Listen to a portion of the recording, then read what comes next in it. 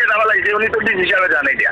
Dish হিসাবে যে ওই একটা ওই লিজ দিছি এটা বলে ওই ডাহাতে একজন কন্ট্রাক্টর আইয়া হবিগঞ্জের খোয়াই নদীতে দীর্ঘদিন ধরে চলা অপরিকল্পিত ও অবৈধ বালু উত্তোলনের জেরে তীরকা বাঁধ ভেঙে প্লাবিত হয়েছে অন্তত 30টি গ্রাম। পানিবন্দী হয়ে পড়েছেন প্রায় 50,000 মানুষ। তবে এত বড় বিপর্যয়ের পরও প্রশাসন দুটি ড্রেজার জব্দ করলেও অভিযোগের মুখে থাকা ব্যক্তিরা এখনো আইনের আওতায় আসেন। স্থানীয়দের দাবি, খোয়াই নদীর চরহামুয়া এলাকায় দীর্ঘদিন ধরে ড্রেজার বসে পরিকল্পিতভাবে বালু উত্তোলন চলছিল।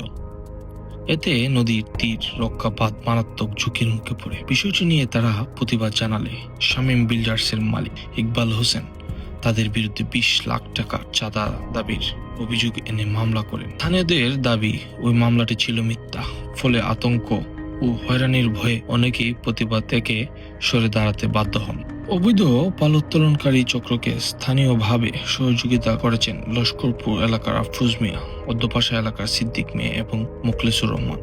তাদের ভাষ্য, বালু উত্তোলনের প্রতিবাদকারীদের বিরুদ্ধে দায়ের করা চাঁদাবাজির মামলা এই 3 জনকে আহত সাক্ষী হিসেবে দেখানো হয়েছে। তবে আফরোজ মিয়া ও সিদ্দিক মিয়া ড্রেজার কার্যক্রমে সম্পৃক্ততার অভিযোগ অস্বীকার করেছেন।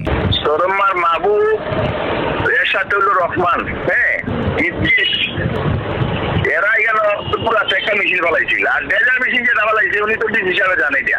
ডিস হিসাবে যে ওই একটা ওই লিজ দিছি এটা বলে ওই ডাহাতে একজন কন্ট্রাক্টর আইয়া, বিশেষ করে আমরা হবিগঞ্জ জেলার মানিক ভাই আছে না, ফাজল ভাই আছে না, ওই তারা নিয়ে ফেলাইছে। আর আমার এখানে 22 জায়গা নিছে আমার ভাড়া।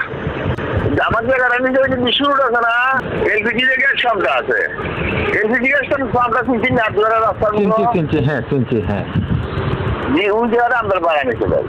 এর চেয়ে আর বেশি জানি না। পরিচালনা বলতে আমি জায়গা দিতে পারি না, দেখবার করার লোক তারা আলাদা ভাড়া বেড়াচ্ছে ওই যে খালিগঞ্জ থেকে দিতে। দেখানো বাইশটা একবার শেষ হয়েছে, এখানে তো মেশিন গুলো এটারও তো মেশিন না, এটারও খালি পাইপ আছে। আচ্ছা, এই যে গত হচ্ছে 28 ফেব্রুয়ারি 2024 তারিখে হচ্ছে এলাকার কয়েকজনের অন্তত 7 জনকে নাম উল্লেখ করেছে 20 লক্ষ টাকার একটা চাঁদাবাজির অভিযোগ দেওয়া হয়েছিল সদর থানাতে। জানেন কি বিষয়টা? এখানে হচ্ছে মাহবুব সহ কয়েকজন আছে। তারার দাবি হচ্ছে তারা হচ্ছে ওই সময় ড্রেজার বসানোর প্রতিবাদ করার কারণে তাদের বিরুদ্ধে এই একটা অভিযোগ দেওয়া হয়েছিল। জানেননি বিষয়টা? পরে কন্ট্রাক্টরে এর সাথে মিট করতে ভাই চাঁদাবাজির মামলা যে ওই বইটা জানছিলাম। কন্ট্রাক্টর একদিন কেন আলাপ করছিল আমাদের এখানে, শামীম হোসেন ইকবাল, ওই ডাহাতে তার বাসা। এখানে কিন্তু ওইটা নিয়ে এর সাথে অনেক ঝামেলা হয়েছে তার। ভাই আমার সাথে কেন মারামারি করবো এরা পঞ্চায়েত? আমার কি স্বার্থ যাবে? না না, আমার হাতে কোনো রাতাত হয়েছে না, কোনো গালাগালি হয়েছে না, কোনো প্রস্তাব হয়েছে না, কোনো কিছু হয়েছে না। তারা আমার এলাকার মানুষ। আমি বলছি যে দেখো যদি ডিস হিসাব দেওয়া থাকে তো ওইটা দেখার বিষয়, আর নাই দেবার। এখন বক্তব্যটা হইলো এই যে স্পেকট্রা কোম্পানির যে ড্রেজার গুলা, এই ড্রেজার গুলা হইলো নদীর পশ্চিম পারে এসিলেন স্যারের ডিমাগ্রেশন করার পরে এই ড্রেজার গুলো আইছে, সরকারের রাজস্ব দিয়া তারাইছে। এই ড্রেজার পশ্চিম পারে আপনার নদী খনন করলে পূব পারে ভাঙ্গি নিবাই। পূব পারে আসিল ছোট ছোট ড্রেজার 3টা শুনি। একটা ড্রেজার হইলো আপনার এই মাহবুব এবং এই রহমান, আর 2টা ড্রেজার হইলো আব্বাস একটা, আর একটা হইলো আপনার এখানে